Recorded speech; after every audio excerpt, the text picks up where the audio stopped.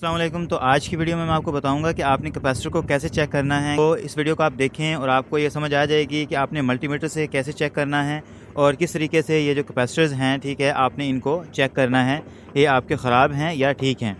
और additional information के लिए ये कि ये HVAC के रिलेटेड फील्ड की वीडियो है, तो आपने ये बताना है कि HVAC में ये जो कैपेसिटर हैं वो कहाँ कहाँ पे इस्तेमाल होते हैं। चलिए अब वीडियो को शुरू करते हैं। मल्टीमीटर है, हम इसको कैपेसिटर मोड पे सिलेक्ट कर लेते हैं, ठीक है। उसके बाद हम चेक करते हैं हमारी, तो ये हमारा पहला कैपेसिटर है, ठीक है। हम इसके दोनों प्रॉब को इस तरह रखेंगे और उसके बाद जब रीडिंग देखेंगे तो ये हमारा 9.7 माइक्रोफैरड आ रहा है। तो ये हमारा जो है वो 10 माइक्रोफैरड का कैपेसिटर है। तो ये हमारा कैपेसिटर तकरीबन ठीक है, ठीक है। अब उसके बाद हम ये दूसरे कैपेसिटर को चेक करते हैं।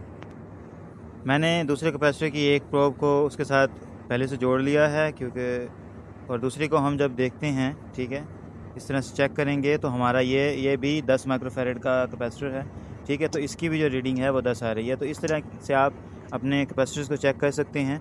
अगर आपके यहाँ पे रीडिंग कोई भी शो नहीं होती या कम शो होती है तो उससे आपको पता चल जाएगा कि आपका कैपेसिटर फॉल्टी है। तो मिलते हैं नेक्स्ट वीडियो में। अल्लाह हाफिज़।